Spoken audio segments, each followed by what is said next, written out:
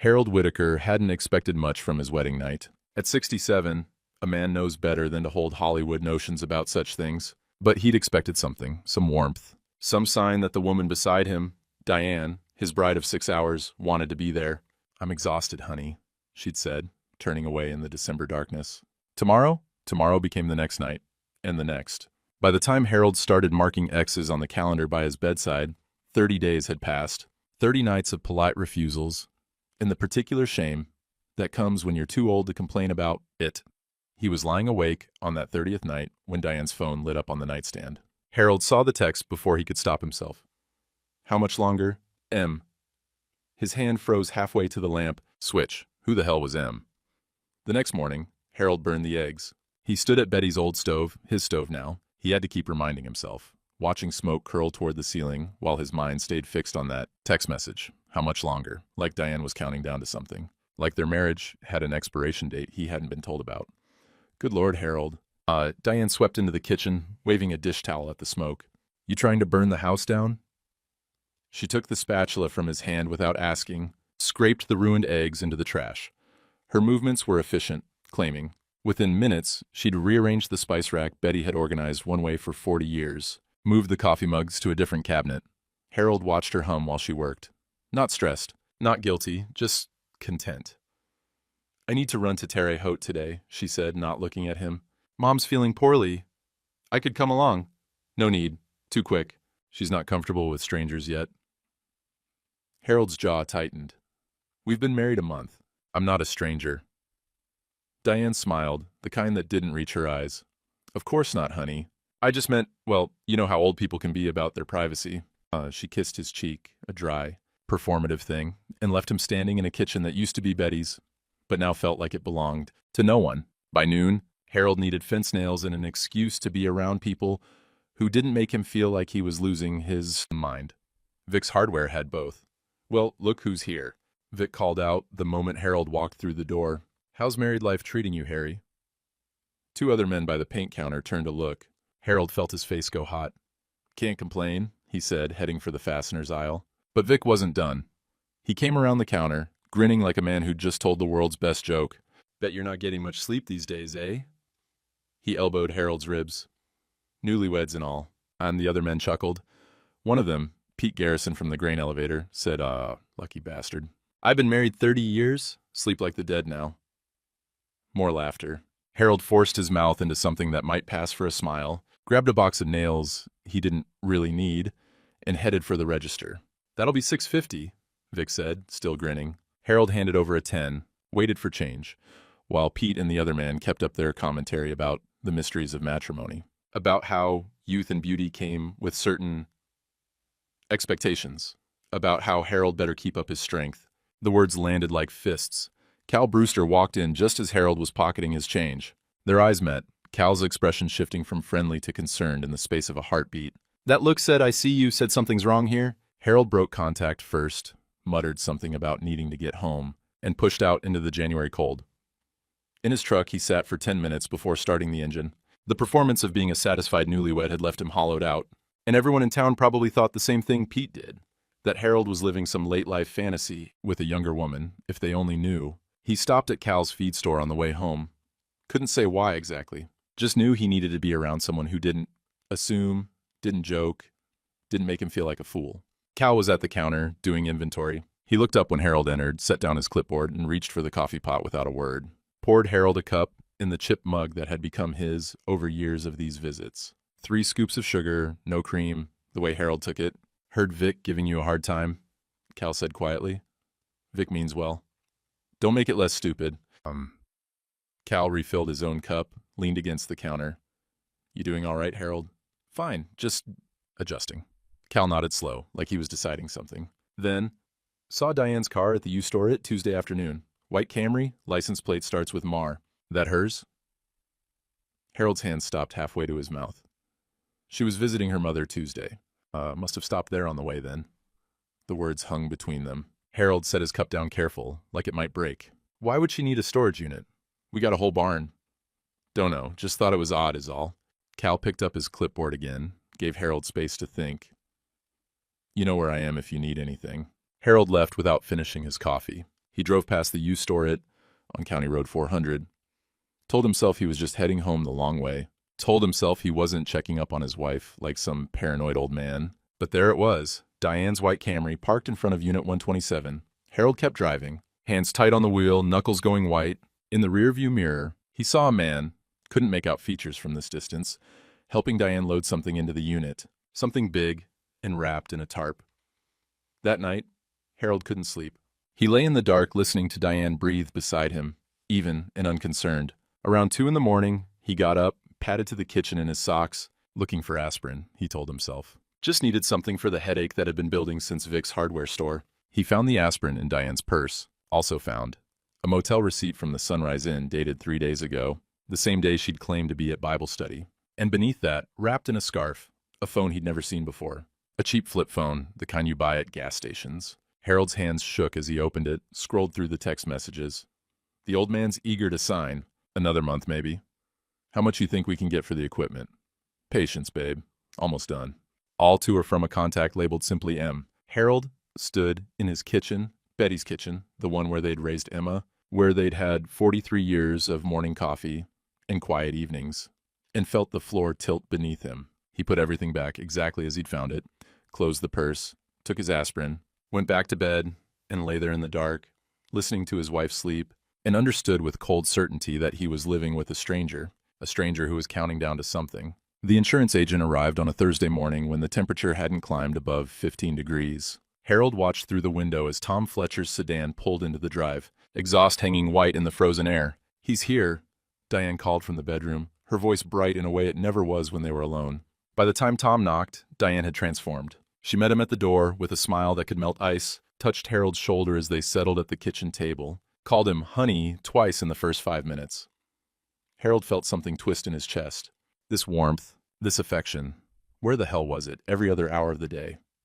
"Just need to update the beneficiaries," Tom said, spreading papers across the table.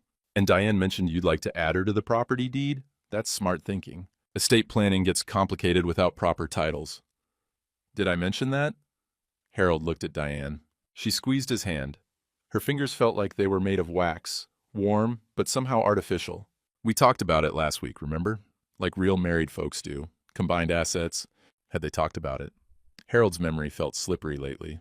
Judge Patterson had made that comment about him seeming forgetful after that stop sign incident in December. Maybe Diane was right. "It's standard for married couples," Tom said. "Makes everything simpler down the road."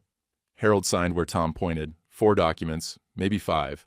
His attention kept snagging on the way Diane was playing with his collar. The performance of devotion.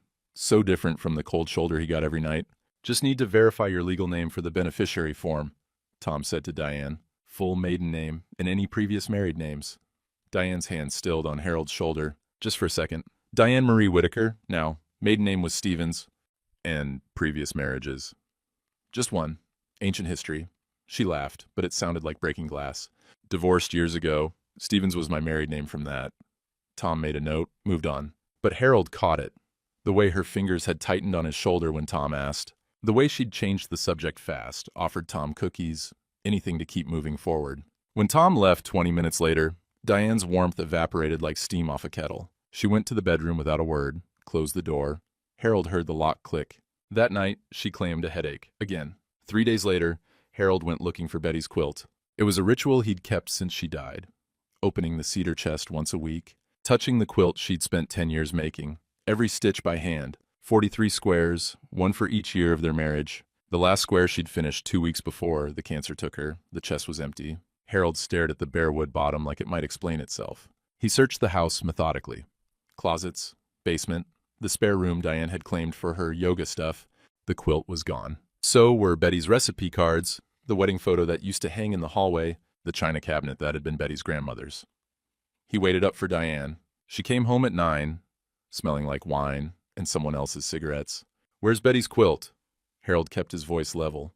Didn't trust what might come out if he let it loose. "What quilt?" "The one from the cedar chest. Betty made it." Diane sighed, set down her purse. "Honey, I've never seen a quilt in that chest. Are you sure it was there?" "I'm sure." "When was the last time you looked?" Harold tried to remember. Week before the wedding? 2 weeks? Time had gotten slippery since Betty died. "You've been forgetting things lately." Diane said, her voice soft with what might have been concern, or might have been something else. The anniversary dinner you forgot to make reservations for, that doctor's appointment you missed. I'm not senile. No one said you were. She touched his cheek. Another performance, he realized now. She only touched him when she wanted something. But you're under a lot of stress. New marriage, adjusting, missing Betty. It's natural to be confused sometimes. She went to bed, left Harold standing in the living room, wondering if he was losing his mind, or if his wife was trying to make him think he was. He found the quilt 2 days later, purely by accident. Had to go downtown to pay the property tax, passed second chance consignment on his way to the courthouse. And there it was, in the window. Betty's quilt, 43 squares of her life and love, tagged at $85. Harold stood on the sidewalk in the February wind and felt something crack open in his chest. The tag had a seller code, DW23, Diane Whitaker, February 3rd, 3 days ago. She'd sold his dead wife's work like it was yard sale junk. He went inside. The clerk, a woman named Susan who'd gone to church with Betty, looked embarrassed when she saw him. That quilt in the window, Harold said. I'll take it. Oh, Harold, I didn't know. The lady who brought it said, I know what she said. I'll take it. And he paid $85 cash, his own money, buying back his own wife's 43 years of evening work. Susan wrapped it in brown paper, wouldn't meet his eyes. That same lady's brought in quite a few nice things lately, she said quietly. Antiques mostly. China cabinet, some tools, picture frames. Said she was downsizing. Harold took the quilt to his truck, sat in the cab with it in his lap. Betty's stitches under his fingers, tight and even, the way she did everything. He could almost see her in the rocking chair, needle moving in lamplight, humming hymns while she worked. Each stitch a memory, each square a year they'd built together, and Diane had priced it at $85. He drove home with the quilt hidden in the barn workshop, locked in the cabinet where he kept his good tools. That night at dinner, Diane mentioned they should clean out all that old junk in the barn.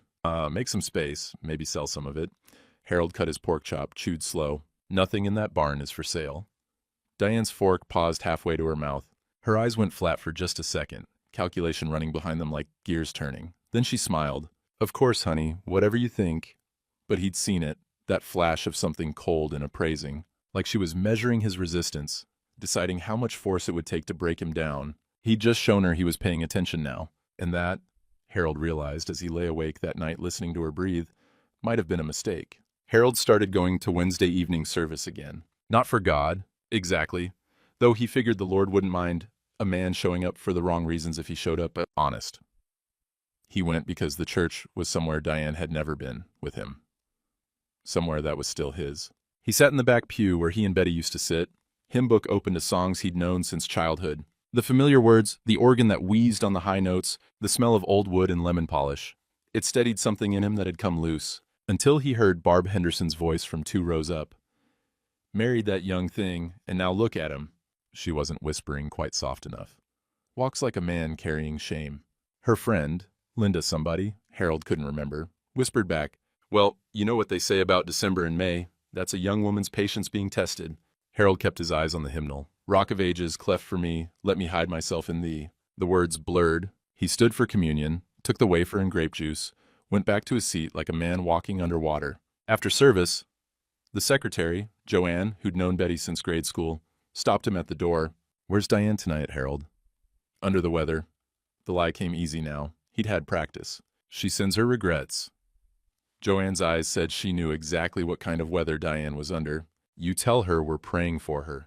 In the parking lot, Harold sat in his truck watching families leave together. Couples holding hymnals, kids running ahead to the cars. He thought about Betty's hand in his every Sunday for 43 years, how she'd always held on a little tighter during the final hymn. He drove to the VFW hall instead of going home. Needed to be somewhere Diane had never contaminated with her performance. The man appeared on a Thursday afternoon while Harold was in the barn, trying to coax life back into the old tractor. Rusty, Harold's 12-year-old mutt who'd been Betty's shadow and was now his, started barking like the world was ending.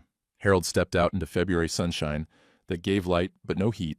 A stranger stood on the porch, peering through the kitchen window with his hands cupped around his face. Help you? Harold called out. The man turned, all easy smiles. 40-something, gym-built, wearing clothes too nice for farm country. Hey there, looking for Diane. Old friend passing through. Rusty had Harold's pant leg in his teeth now, pulling. The dog who never barked, who never growled, was going feral. Harold had to grab his collar to keep him from charging. She's not here. Damn. Long way to drive for nothing. The man came down off the porch, eyes sweeping the property like he was cataloging everything he saw. Nice place you got. Real nice. Worth a lot, I'd bet. Something cold crawled up Harold's spine. Can I give her a name? Nah, she'll know who came by. The man was already heading to his truck, a new Ford F-250, license plate starting with MAR. You take care now. He drove off, but Rusty kept barking at the road for a solid hour. Harold had to lock him in the barn to get any peace. That night, Harold noticed his good truck keys were missing from the hook by the door. You seen my keys? He asked at dinner. Diane looked up from her phone. Oh, I borrowed your truck for errands. Hope that's okay? She'd never driven his truck before, never asked to. Harold had a spare set in the barn, got them after dinner. But something about her casual theft of his keys, not asking, just taking, felt like another piece of him being carried off. Like she was testing how much she could take before he noticed. Cal showed up at closing time on Friday with a proposition. Got a favor to ask, he said, setting a six-pack of Coors on Harold's kitchen table. Need someone to cover the store tomorrow. Dale's got his bowling tournament. Harold knew Dale ran the U-Store-It facility. Knew Cal's bowling league met on Thursdays, not Saturdays. Knew this was about something else. You want to tell me what's really going on? Cal popped open a beer, slid one to Harold. Been keeping an eye on things. That storage unit I mentioned? Your wife's been there regular. Her and some man, loading equipment. Equipment? Farm equipment, antiques, tools, things I'd recognize as yours if I saw them in broad daylight. Cal pulled out his phone, showed Harold a photo.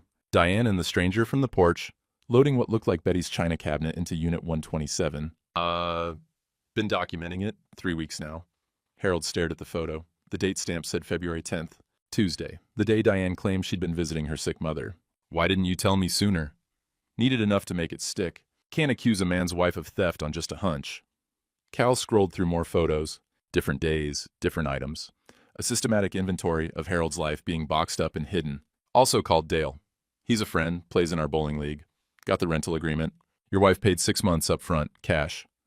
6 months. Harold did the math. They'd been married 1 month. She'd rented that unit 2 weeks before the wedding.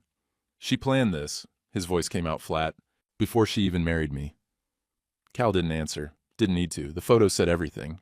They sat in silence, drinking beer while the kitchen clock ticked toward 8. Outside, the February wind rattled the old windows. The ones Harold kept meaning to replace but never did because Betty had liked the way they whistled in storms. There's more, Cal said finally. That man helping her, I ran his plates. Truck's registered to a Marcus Webb. Did some asking around. He's been staying at the Sunrise Inn, same motel your wife's car's been parked at 3-4 times a week. A Marcus Webb. M. Harold thought about that text message. How much longer? They're together, he said. Looks that way. Harold finished his beer. What would you do? Cal was quiet for a long moment. Then, I'd get a lawyer, document everything, and I'd be real careful about what I sign from here on out. You think she's trying to steal the farm? I think she's already stealing it, piece by piece. Now Cal stood, gathered his photos back into his phone. Question is what you want to do about it. After Cal left, Harold sat at the kitchen table until past midnight. Diane came home at 10, kissed his forehead, another performance, and went to bed. Harold stayed put, thinking about that storage unit full of Betty's things, his things, their life together being cataloged and priced like merchandise, about the man named Marcus helping his wife steal from him, about how Diane had planned this before she'd even said I do. Around 1 in the morning, Rusty scratched at the door. Harold let him in, and the dog immediately tried to go to the bedroom. Got halfway down the hall before he stopped, whined, and came back to Harold. Wouldn't go near that bedroom while Diane was in it. Even the dog knew something Harold was only beginning to understand. There was an enemy in his house, sleeping in his bed, wearing his dead wife's ring, and he'd invited her in. Emma Whitaker's phone buzzed during her lunch break. She ignored it.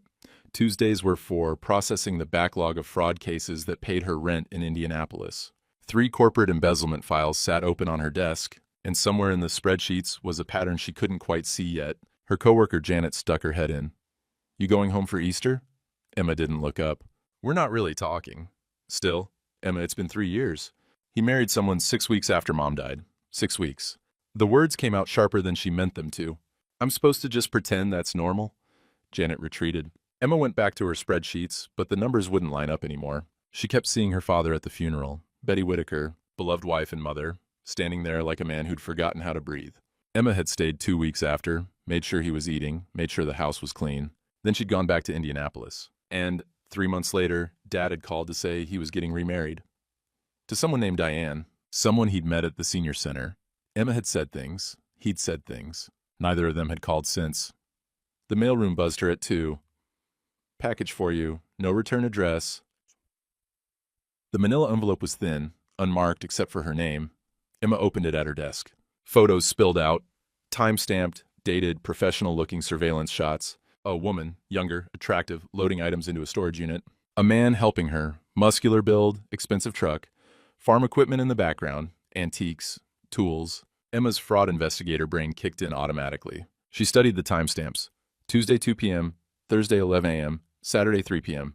Regular pattern, coordinated operation. The woman's face and profile in one shot. Emma's stomach dropped. She knew that face. The Facebook photos Dad had posted, Diane, his wife. A handwritten note fell from the envelope. Thought you'd want to know. A friend.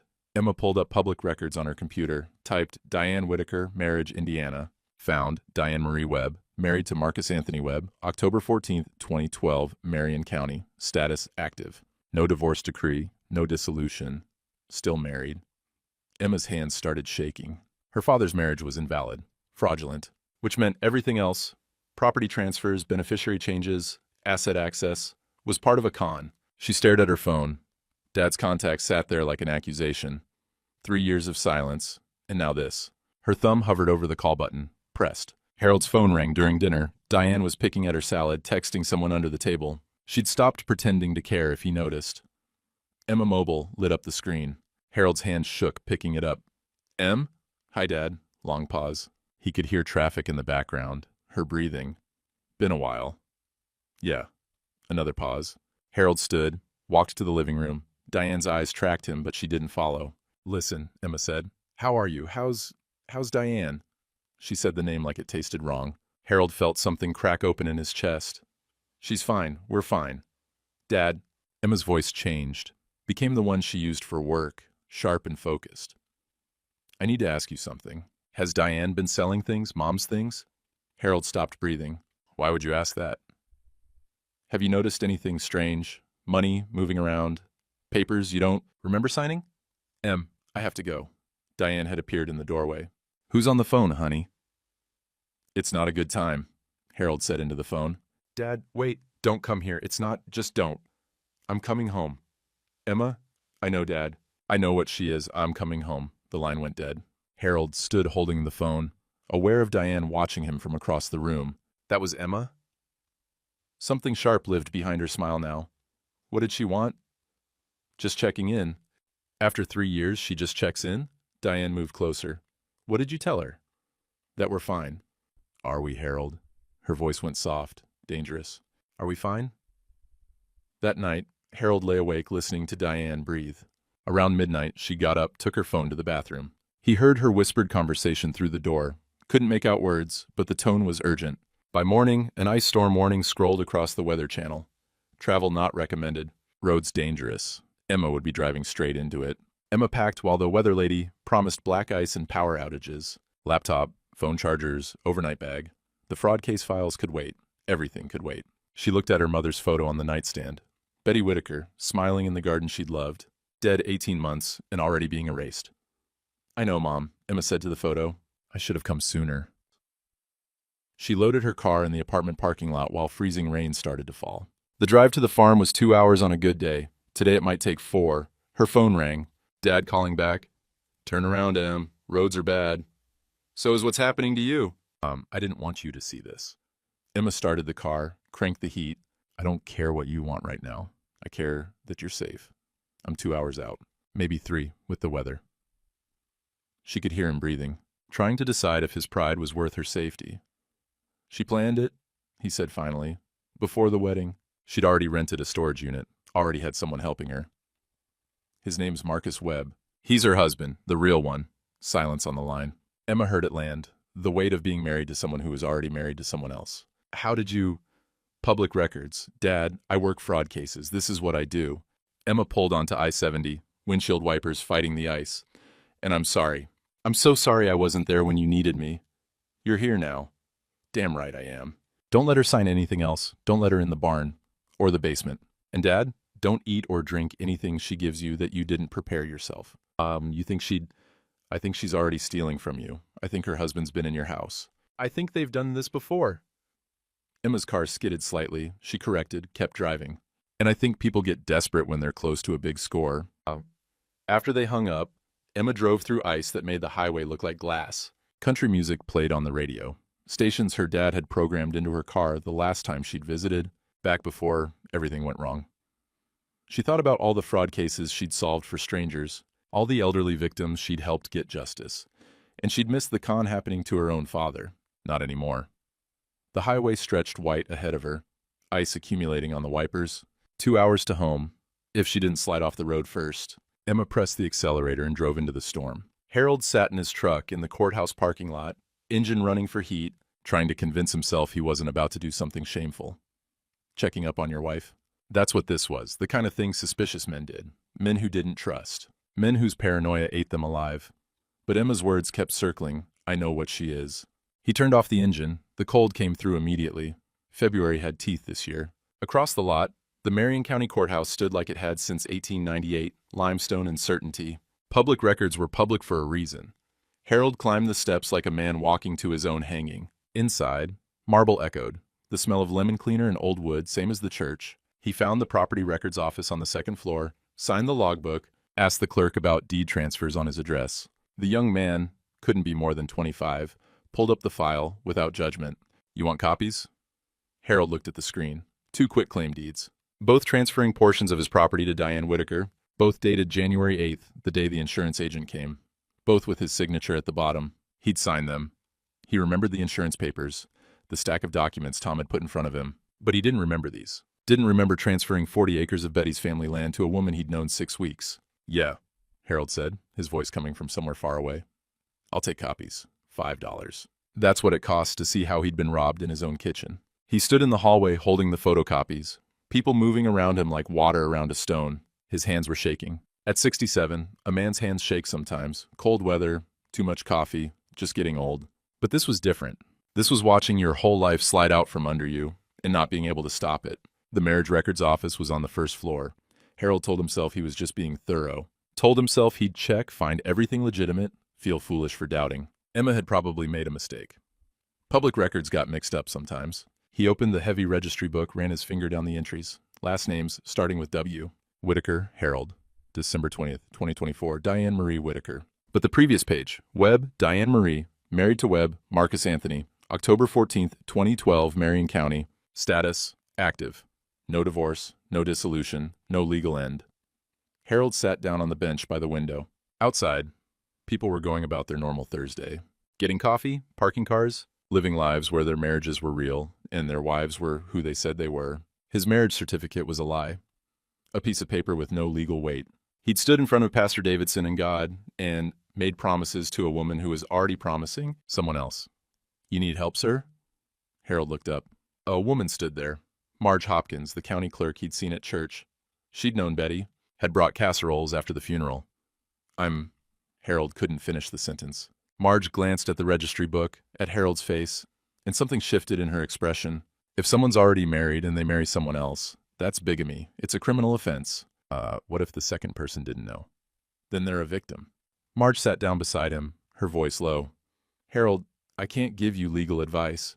You'd need a lawyer for that, but all marriage records are public. Anyone can look. She stood, walked to her desk, came back with a pamphlet. We had training last year.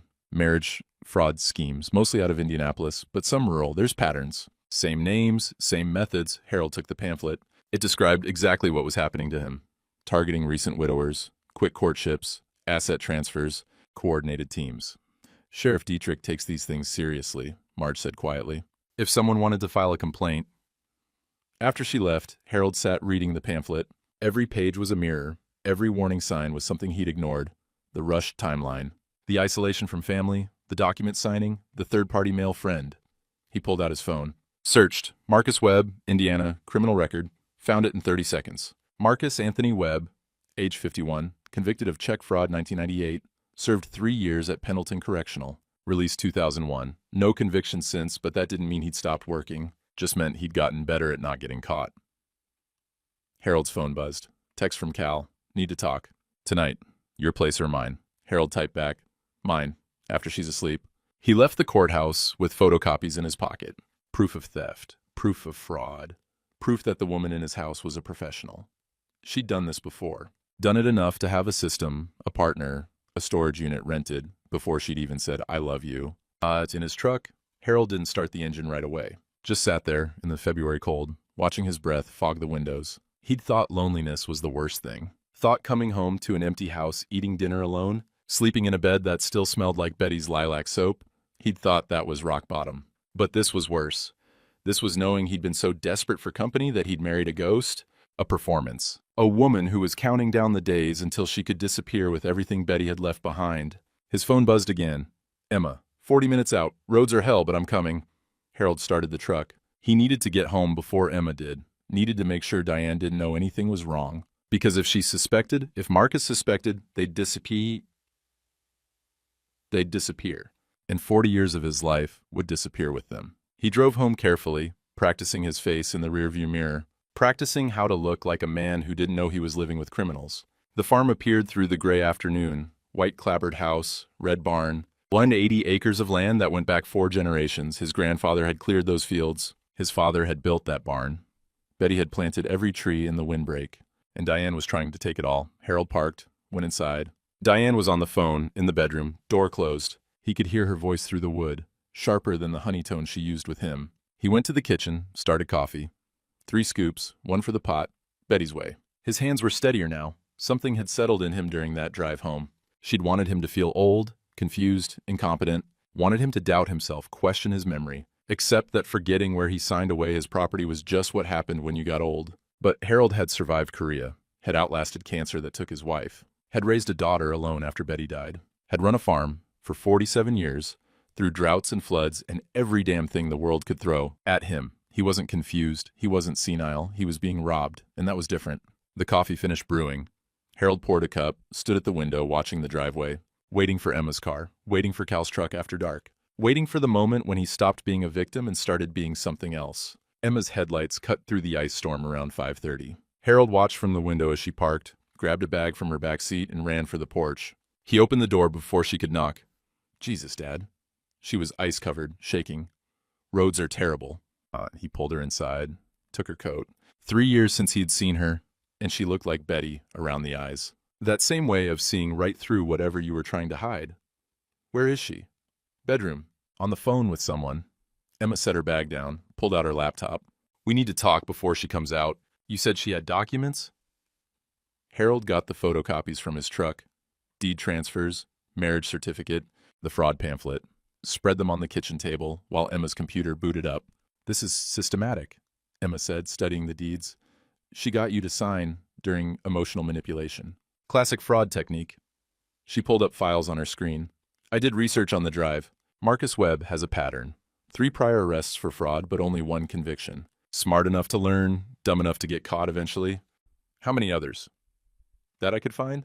3 farms in the last 5 years. Aurora, Illinois. Fort Wayne. Bloomington, all the same. Recent widowers, quick marriage, asset transfer, they disappear. Emma looked up. You're the 4th, Dad, and this time they're not getting away with it. The bedroom door opened. Diane appeared, hair perfect, smile locked in place. Then she saw Emma. Well, this is a surprise. Her voice was syrup over ice. Emma, right? Harold's mentioned you. I bet he has. Emma stood, didn't offer her hand. Nice to finally meet my stepmother. Though, technically, you're not, are you? Diane's smile didn't flicker. I don't know what you mean. You're still married. To Marcus Webb, which makes your marriage to my father invalid. Which makes every document you've had him sign fraudulent. Emma's voice was professional, cold. I work insurance fraud. This is what I do, and you made it easy. For just a second, Diane's mask slipped. Harold saw what lived underneath. Pure calculation, no warmth, just a woman deciding how much damage control she needed. Then the mask came back. Harold, honey, what is she talking about? Don't. Harold's voice came out harder than he'd meant it. I went to the courthouse. I know about Marcus, about the storage unit, about the other farms. Diane sat down at the table, poured herself coffee like they were discussing weather. And what exactly do you think you know? that you planned this before you married me, that you're stealing from me piece by piece, that Marcus is your husband, not me. You can prove that? Emma slid the marriage certificate copies across the table. Public record. Still married, no divorce decree, which makes you guilty of bigamy, fraud, and theft. That's before we get to the equipment in the storage unit. Diane sipped her coffee, smiled. And who do you think will believe you? She stood, walked to Harold, touched his shoulder. He flinched away, and her smile went sharp. Let's think about this, Harold. You're a 67-year-old man who married a woman you barely knew 6 weeks after your wife died. Judge Patterson already thinks you're losing it. Everyone in town thinks you're a foolish old man having a midlife crisis 20 years late. And that's not who wins in court, the confused widower who can't remember signing documents, who forgets appointments, who married a stranger because he couldn't stand being alone. Her voice was surgical, finding every nerve. Or the concerned wife trying to help her declining husband manage his affairs? She leaned closer. Harold could smell her perfume, that chemical floral that had replaced Betty's lilac soap. You couldn't satisfy a woman at 67. You couldn't keep your daughter from leaving. You couldn't even see you were being conned by someone half your age. What makes you think anyone will take you seriously? Emma stood. Because we have evidence, documentation, a pattern of criminal activity, your husband's record, the storage unit rental agreement, and a county clerk who's already called the sheriff. Diane's face went still. You didn't know about Marge, did you? Emma pulled out her phone. She called Sheriff Dietrich this afternoon, told him everything. He's very interested in talking to you and Marcus. You're bluffing. Try me. Emma met her eyes. I've been building fraud cases for 10 years. You're good, but you're not that good. You left trails. Everyone does. Diane grabbed her purse, her phone. Harold, I'm going to visit my mother. We'll discuss this when everyone calms down. Your mother's been dead 3 years, Emma said quietly. I checked. Margaret Stevens died January 2022. So where have you really been going? Diane stopped at the door, turned. The mask was gone now. What looked back was cold and hard and utterly empty. You'll still die alone, old man. Her voice was flat, conversational. That's what you were so afraid of, wasn't it? Being alone. That's why you were so easy. She smiled. I gave you a choice. Sign everything over. We split the proceeds. I leave quietly. Or we do this the hard way. Courtroom drama, everyone watching you try to explain how you let yourself get swindled. Either way, I get paid. But one way, you keep what's left of your dignity. She walked out. Her car started, tires spinning on ice, then caught. Taillights disappeared into the storm. Harold stood in his kitchen, Betty's kitchen, feeling like someone had scooped out his insides and left just the shell standing. Dad, Emma touched his arm. She's wrong. About all of it. Is she? Yes. Emma's voice cracked. You're not alone. You're not confused. You're not the fool she tried to make you feel like. She pulled out a chair, sat him down. You're a man who wanted to believe the best in someone. There's nothing shameful in that. But Harold couldn't hear her, could only hear Diane's words on repeat. Die alone. That's what you were afraid of. She'd known exactly where to cut. Harold sat in Betty's rocking chair after Emma went to her old room. The ice storm had knocked out power around 9. They'd lit candles, made sandwiches, tried to pretend this was normal. Emma had her laptop running on battery, building case files, contacting lawyers. Harold just sat, watching ice accumulate on the windows, each layer making the world outside more distant. He'd been a fool, married a woman he barely knew because his bed was empty and his table was set for one, and every evening he came home to a house that echoed. Because at the VFW hall, men made jokes about old bachelors who couldn't even catch a cold, let alone a woman. Because the church ladies looked at him with pity. So he'd said yes to the first person who smiled at him, who touched his hand, who made him feel like maybe 67 wasn't too old for a second chance. And she'd been counting down from day one. How much longer? Around 2 a.m., he heard a diesel engine. Headlights swept the drive. Harold stood, moved to the window. Cal's truck, snow-covered, pulling up to the porch. Harold opened the door before Cal could knock. His friend stood there holding a banker's box, ice in his beard, looking like he'd driven through hell. Got something to show you, Cal said. You're not alone in this. Behind Cal's truck, another set of headlights appeared. Emma's car, she must have heard the engine, come out to see. Cal set the box on the kitchen table, started pulling out files, photos, receipts, timeline, a recording on his phone. Marcus Webb's voice bragging at Lucky's bar about the old man and easy money. And been documenting for 3 weeks, Cal said, since I saw her at the storage unit. Figured you'd need evidence. Figured you'd need proof you weren't crazy. Emma appeared in the doorway, saw the evidence, saw her father's face. She crossed the room, and hugged him. First time in 3 years. Harold felt something break open in his chest. "You're not fighting this alone," Cal said. "Never were." Harold looked at the two of them, his friend who'd spent weeks building a case, his daughter who'd driven through a storm to get here. He thought about Marge at the courthouse, quietly helping, about Dale at the storage facility, risking his job to give information, about how Diane had told him he was alone, and she'd been wrong. "What do we do?" Harold's voice came out rough. Emma wiped her eyes, went straight to business. "We catch them in the act. One more fraudulent transfer with authorities present. That's what we need." How?" "You call her tomorrow, tell her you're ready to sign, that you want it done at the courthouse. All official, Friday morning. She'll suspect. Maybe. But her greed will override it." Emma pulled out her laptop. "I've seen it 100 times. They can't help themselves. The closer they get, the sloppier they become." Cal nodded. "And we'll have Sheriff Dietrich there, the county attorney, everyone who matters." Harold sat down at the table, looking at 3 weeks of Cal's work, photos of his life being stolen, documentation of his shame. Evidence that he'd been blind, but also evidence that people cared. That veterans looked after each other. That daughters came home when it mattered. 3 days, Emma said. "Can you pretend everything's normal for 3 more days? Sleep in the same house, act like you're surrendering." Harold thought about Korea, about foxholes in winter, about waiting for days without moving for one clear shot. "I survived worse for longer," he said. "I can do 3 days." Outside, the ice storm was turning to snow, the kind of February night that made you think winter would last forever. But somewhere in the distance, Harold thought he could hear spring waiting. The next morning, Harold practiced surrender in the bathroom mirror. "I don't want to fight anymore," he said to his reflection. "Just want it over with." His face looked wrong, too much anger in the eyes, too much steel in the jaw. Diane would see through it in seconds. He tried again, let his shoulders slump, thought about those first weeks after Betty died, when getting out of bed felt like lifting a barn, let that exhaustion show. "I'm too tired for this. You win." "Better." That looked like a man who'd given up. Emma knocked. "Dad, she's calling." Harold's phone buzzed in his pocket, Diane's name on the screen. He let it ring 3 times before answering, made his voice flat, defeated. "Yeah." "Harold." Diane's voice was careful, testing. "I've been thinking about what I said. I was upset. We both were." Yeah. "I want to make this right. Fair for both of us." Harold closed his eyes. Imagined Betty in the kitchen, flour on her hands the way she'd hum while kneading bread, held onto that memory like an anchor. "I don't want to fight," he said. "Just want it done. We can do it clean, Friday, courthouse 10 a.m., all official and legal." A pause. "Marcus should probably be there too. He's been helping me manage some things. Better to have everything transparent." There it was. She was bringing Marcus, walking right into it. "Fine," Harold said. "Friday." He hung up, looked at Emma in the doorway.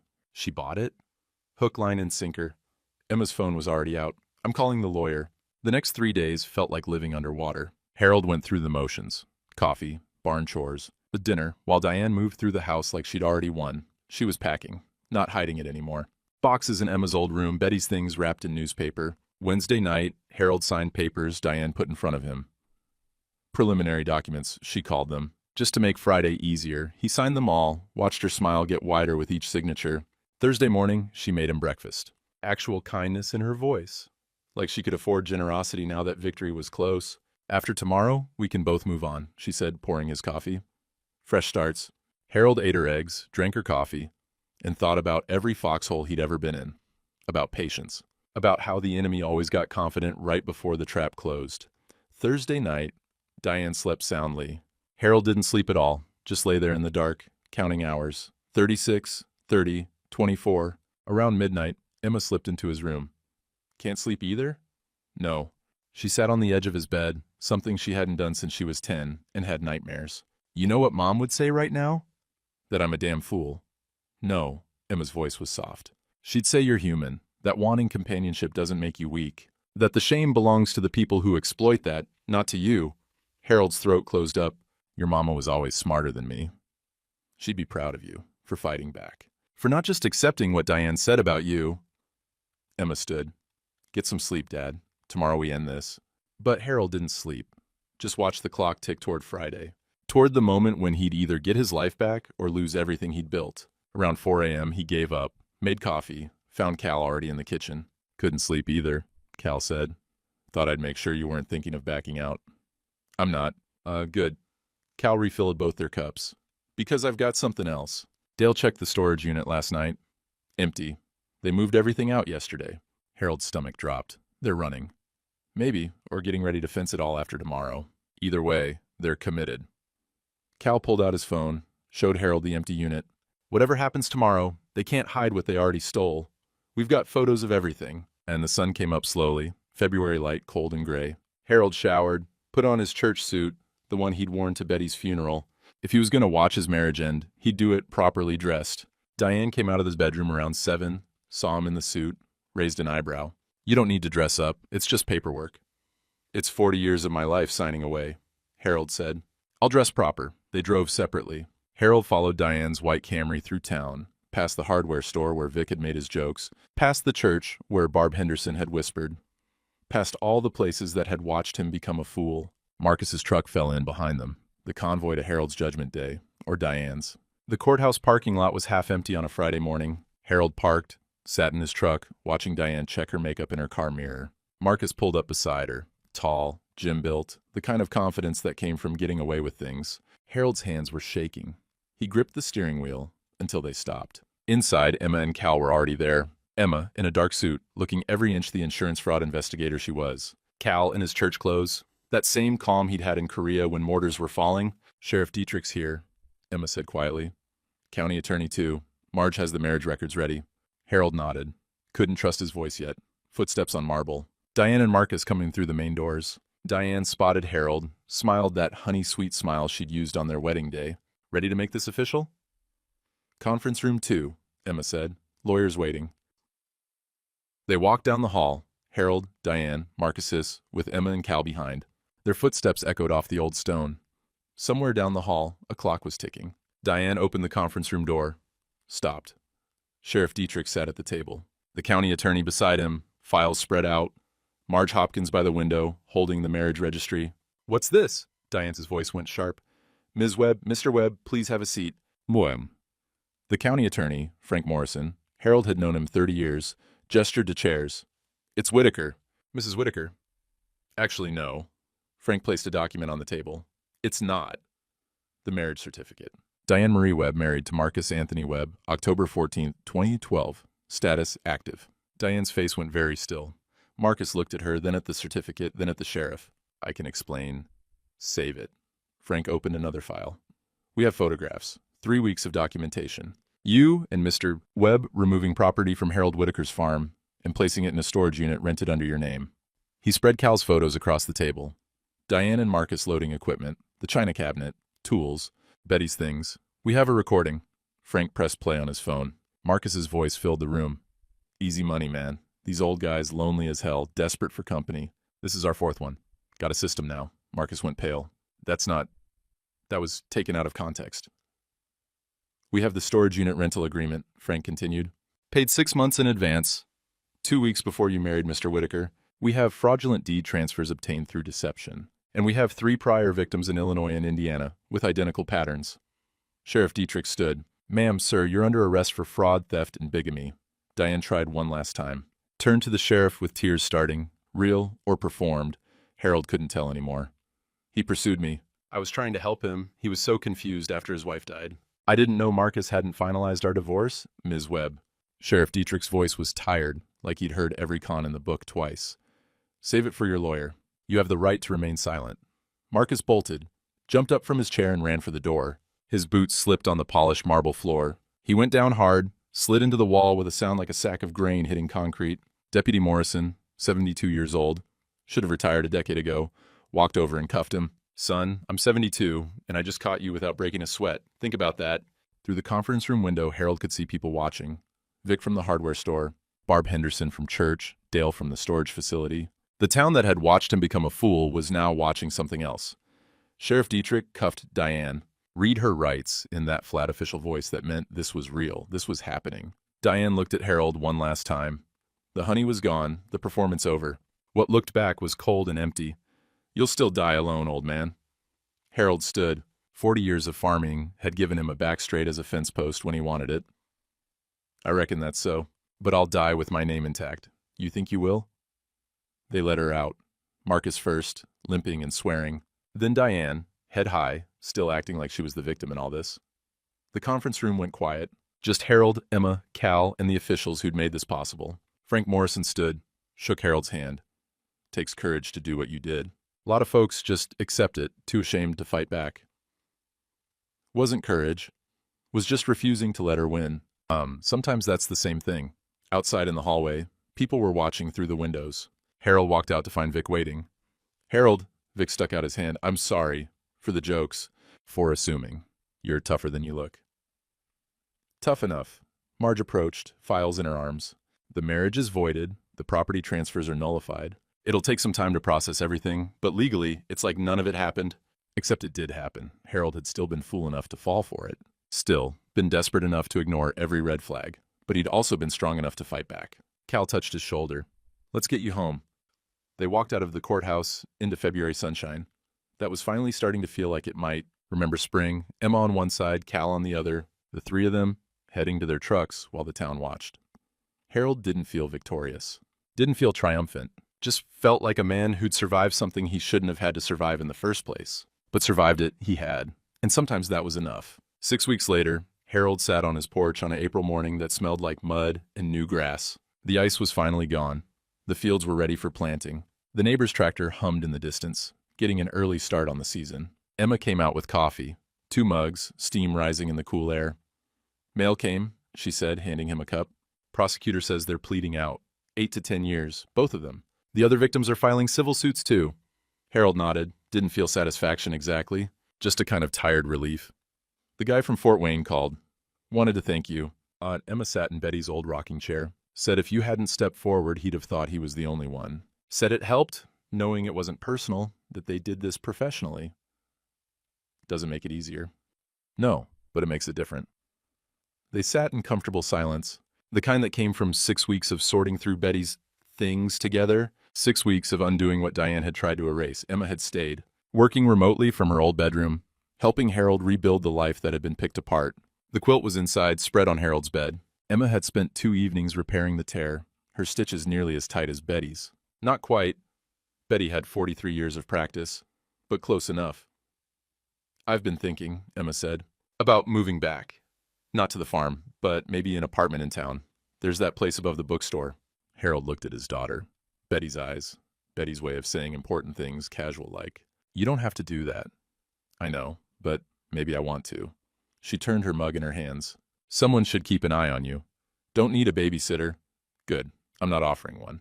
I'm offering family. She met his eyes. I should have been here before. I was wrong about that. About leaving you alone, because I was hurt. You came when it mattered. 3 years too late. No. Harold's voice was firm. Right on time. A sound at the porch steps. They both turned. Rusty stood there. The dog who'd been hiding in the barn for 2 months, who'd refused to come in the house while Diane was there. Now he approached, slow, tail uncertain, sniffing the air. Harold set down his coffee, kneeled. Come here, boy. Rusty crept forward, sniffed Harold's hand, recognized him, accepted that whatever threat had been in this house was gone. The dog circled 3 times and lay down at Harold's feet with a sigh that sounded like coming home. He knew, Emma said softly.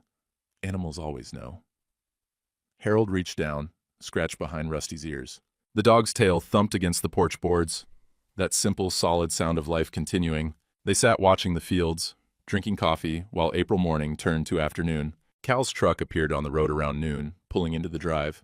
Thought you might need help with the tractor, Cal said, climbing out, springtime and all. But they all knew he wasn't here. About the tractor. Was here because that's what friends did. Showed up. Stayed present. Made sure you weren't facing the days alone. I appreciate it. Also brought lunch. Cal held up a bag from the diner. Figured Emma can't cook any better than you can. Emma laughed. First real laugh Harold had heard from her in years. He's not wrong. They ate on the porch. Burgers and fries that tasted like every Friday Harold and Betty had ever skipped cooking. Like normal life. Resuming after the storm. You think you'll ever... Emma started, then stopped. You know, date again? Harold surprised himself by laughing. Actually laughing, not the fake sound he'd made in Vic's hardware store. Maybe when I'm too old to know better. You're already too old to know better, Emma said. That's what saved you. Harold considered that. Saved me from what? From not being alone. There's worse things than lonely, Dad. She was right. Diane had been right about one thing. Harold would probably die alone. Most people did, even the married ones. Betty had died with Harold holding her hand, but she'd still gone somewhere he couldn't follow. The question wasn't whether you died alone. The question was whether you died as yourself. Whether you kept your name, your land, your dignity intact. Harold had done that. Barely. But he'd done it. Your mama used to say that, he told Emma, about there being worse things than lonely. I know. I remember. The afternoon stretched long and easy. Cal helped Harold check the tractor. Emma made phone calls about the apartment above the bookstore. Rusty followed Harold to the barn and back, making up for lost time. Around 4, Emma started packing her car, not leaving for good, just heading to Indianapolis to get more of her things, sign the lease on the apartment, start the process of coming home. I'll be back Monday, she said, hugging Harold at her car. Don't do anything stupid while I'm gone. Like what? Like signing anything, marrying anyone, the usual. Harold smiled. I'll try to restrain myself. He watched her drive away, then watched Cal's truck follow a few minutes later. And just like that, he was alone again, on his farm. But it felt different now. Not the hollow loneliness that had made him vulnerable. This was the kind you chose. The kind that came with keeping yourself intact. Harold sat back down on the porch, Rusty's head on his knee, coffee going cold in the evening air. The sun touching the horizon, painting the fields gold. He thought about Diane's last words. You'll still die alone. She'd meant it as a curse. But maybe it was just the truth everyone had to make peace with. And Harold had made his peace. The evening settled around him like a familiar coat. Spring peepers started up in the pond, that sound that meant winter had finally let go. Harold sat with his coffee growing cold, Rusty sleeping at his feet, and talked to Betty like he'd been doing for 18 months. Well, Betty, I made a mess of things after you left. The words felt foolish, spoken out loud, but they also felt necessary, like something that needed saying to the evening air, to the farm, to whatever part of Betty still lived in the porch boards and the windbreak trees. Tried to fill the space you left behind. Turns out that can't be done. Some spaces aren't meant to be filled, just lived with. A car passed on the county road. Emma, probably, heading back to Indianapolis. Or maybe just neighbors going about their evening. The world continuing like it always did. Emma's back, though. That's something. That's more than something. Harold thought about those 30 days of rejection, about lying awake wondering what was wrong with him, about being too ashamed to tell anyone he was being refused in his own bed by his own wife, about how Diane had known exactly which wounds to press on. You're too old, too confused, too lonely. No one will believe you. She'd been wrong, but she'd also been close enough to write that Harold had almost surrendered. The thing is, he said to the empty air, to Betty's memory, to himself, she wasn't wrong about the dying alone part. I probably will. But I reckon everyone does, even the ones who aren't. Rusty stirred, resettled. The porch boards creaked in the temperature change between day and night. You did, even with me right there holding your hand. There's a place we all go that nobody else can follow. Harold closed his eyes, felt the April evening on his face. Not warm yet, but getting there. The promise of summer in the air. Question isn't whether you die alone. Question is whether you die as yourself. Whether you kept your name, your dignity, whether you stood your ground when standing mattered. He opened his eyes. The sun was nearly down, painting the clouds orange and purple, the kind of sunset Betty used to make him stop and watch, even when he had work to do. I did that, barely. Had help from folks I didn't expect, and folks I should have known would come through, but I did it. Emma's car appeared on the road, coming back, not going. She must have forgotten something, or maybe she'd just turned around. Decided one more night at home, before heading back to the city. Harold stood, his knees creaking like the porch boards. 67 years of living, showing in every joint. But he stood straight, walked inside to tell Emma the coffee was still warm if she wanted some. Behind him, Rusty got up and followed, the dog who'd known all along, who'd hidden until the threat was gone, and come back when the house was safe again. Some things you survived by outlasting, by refusing to break, by standing in your own kitchen, on your own land, and saying this far, no further. This had been one of those things. Harold poured 2 cups of coffee. Heard Emma's car door close, her footsteps on the porch, Rusty's tail thumping greeting. Outside, the spring peepers sang. The fields waited for planting. The farm that had been his grandfather's, his father's, Betty's, and his continued being itself. Land didn't care about human drama. It just waited for whoever would tend it next. Harold handed Emma her coffee. Thought you left. Thought about it, decided to stay tonight instead. She smiled. Fresh start Monday. And they stood in the kitchen, Betty's kitchen, the one where she'd made 43 years of meals and memories. The one Diane had tried to claim and failed. Your mama would have liked this, Harold said. You being here. Not the rest of it, but this part. I know, Dad, I know. Outside, full dark was falling. The kind of April evening that promised good things. Planting weather, growing season. The world turning green again after the long winter. Harold Whitaker stood in his kitchen with his daughter and his dog and his coffee, and for the first time in months, he was exactly where he needed to be. Some victories looked like parades and celebration. Others looked like standing in your own house on your own terms, with the people who'd shown up when it mattered. This was the second kind, and that Harold figured was enough.